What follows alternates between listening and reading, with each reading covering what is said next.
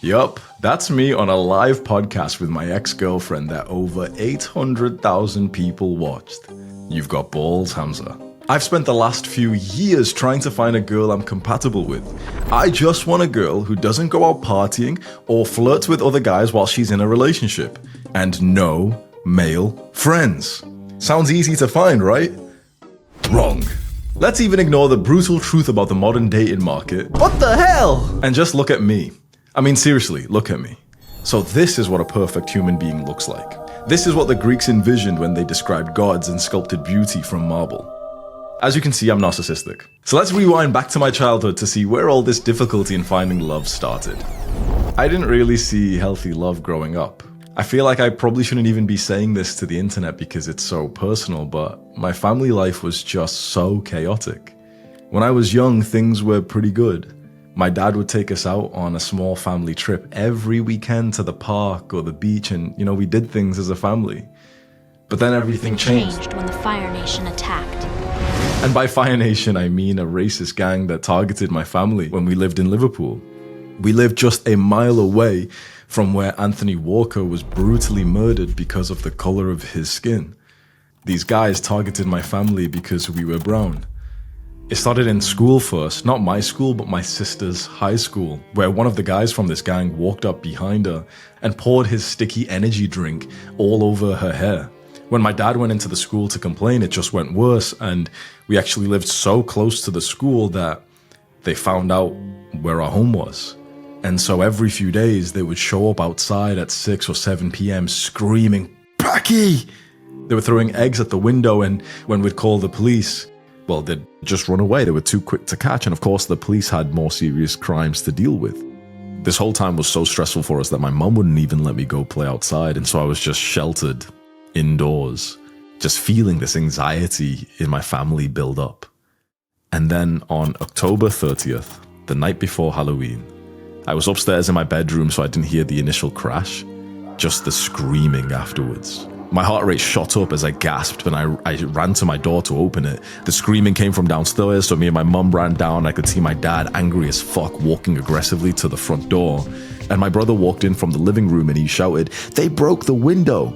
The gang that had targeted my family for months, they went from eggs to bricks, and they completely shattered the living room window and also the rear window of our car. By the time my dad opened the door, they had already ran away, and we felt so desperate.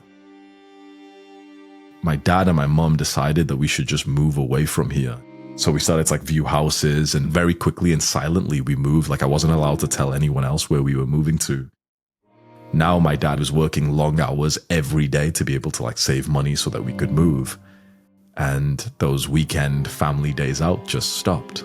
And so the violence that was happening outside of our family with this gang had stopped. But now the violence that was happening inside the family was only going to get worse. There's a famous experiment called the marshmallow test. Kids are put in front of a marshmallow and they're told that if they can wait for 15 minutes, they can have 2 marshmallows. It's a test to see if a child is disciplined and a long-term thinker. It sounds simple, but the result of this test actually predicts how successful the child will be later on in life. And then there's me. Now, Hamza, you can have 1.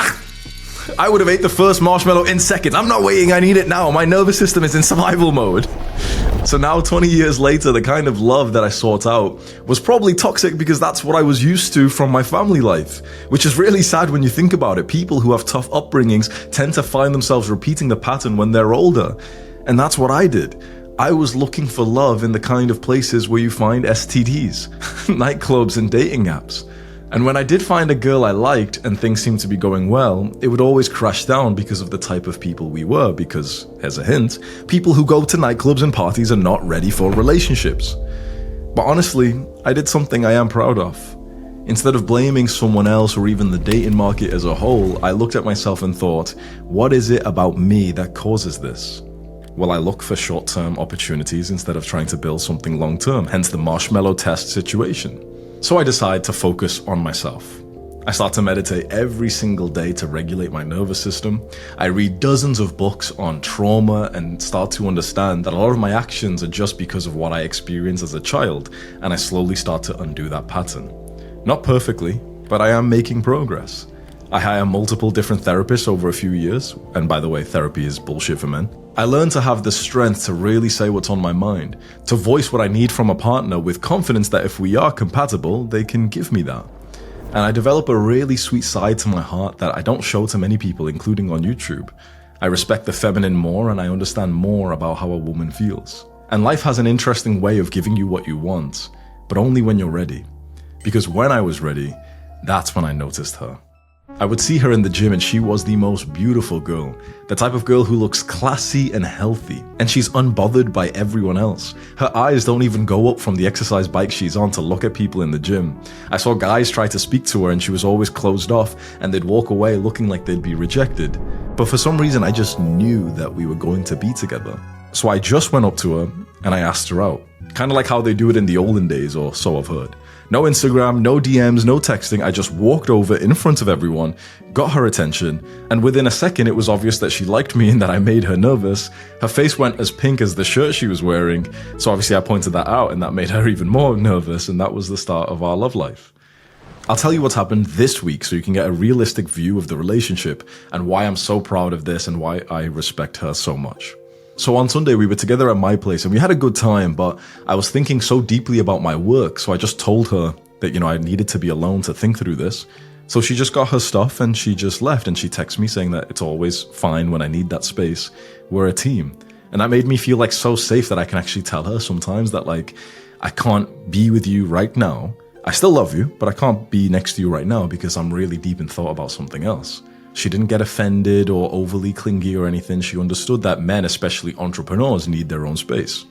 On Monday, I told her my thoughts about YouTube, not feeling so amazing with it, and I asked her randomly what she thought I should do with my YouTube channel.